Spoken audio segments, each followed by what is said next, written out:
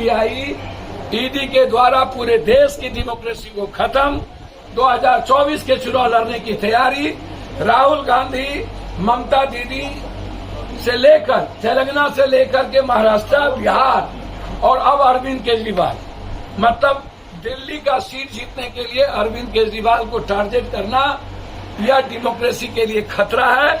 इसीलिए हमारी पार्टी पुलवामा की भी सर्वोच्च न्यायालय से जांच, हमारी पार्टी पूरे प्रदेश में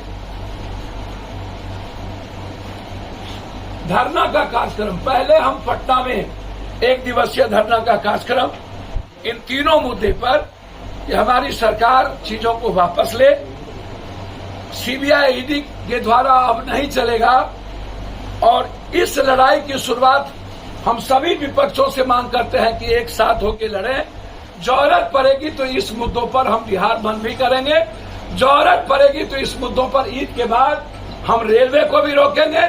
लेकिन अभी पटना से हमारा आंदोलन का कार्यक्रम शुरुआत होगा। पहला होगा 1 दिवसीय धरना, दूसरा होगा पुतला दहन, तीसरा होगा उपवास गांधी के मूर्ति के पास इसी पटना में, चौथा होगा पूरे बिहार में उपवास, 5वां होगा रेल रोको, 6ठा होगा बिहार बंद। अब नहीं सहेंगे, अब हो गया, अब लड़ाई आर पार होगी, करो मरो के साथ होगी, या तो मरेंगे या तो मारेंगे, यही लड़ाई अब होगी, दूसरा कोई रास्ता नहीं है। डेमोक्रेसी और विपक्ष को बचाने के लिए बीजेपी सरकार के खिलाफ आर पार का हम ऐलान करते हैं। अब ये युद्ध होके रहेगा। चुप रहना इससे बेहतर है गोली खा के मर जाना।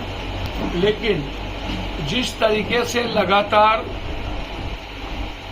स्वायत्त संस्था को इस्तेमाल करके विपक्ष और लोकतंत्र की आवाज को खत्म किया जा रहा है और सीबीआई ईडी से डरा कर 2024 का चुनाव, कर्नाटक का चुनाव लड़ने की तैयारी की जा रही है। इसके लिए देश के सारे विपक्ष को गोलबंद होकर भारत बंद का निर्णय लेना चाहिए, या नहीं तो भारत सरकार की संस्थाओं जो रेलवे है या अन्य चीजें हैं उसको हमें रोकना चाहिए। क्योंकि अब सर से बाहर अब लगातार आप कांग्रेस पर हमला करते करते, ममता दीदी पर, आप स्टालिन पर, उसके बाद आप तेलंगाना के मुख्यमंत्री पर, आप उद्धव ठाकरे जी पर, आप बिहार सरकार के राजद परिवार पर आप लगातार जिस तरीके से ह्यूमिलेशन कर रहे हैं, जिस तरीके से आप डरा रहे हैं लगातार।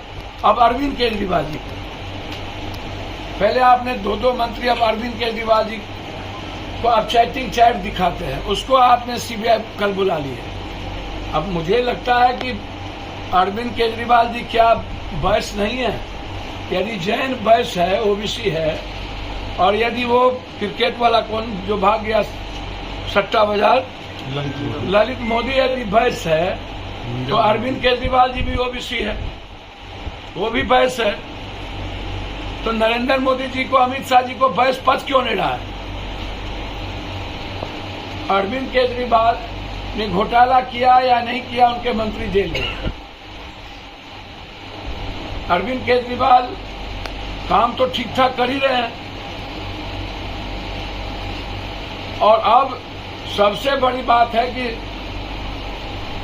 आजाद हिंदुस्तान के बाद दिल्ली का 7 लोकसभा जिस दल के साथ रहता है, देश का पीएम वही बनता है। अब इसकी छटपटाहट यह है कि अरविंद केजरीवाल, राहुल गांधी एक हो गए तो एक भी सीट हम नहीं जीतेंगे। तो पहले अरविंद केजरीवाल को बड़ी फंसा लो।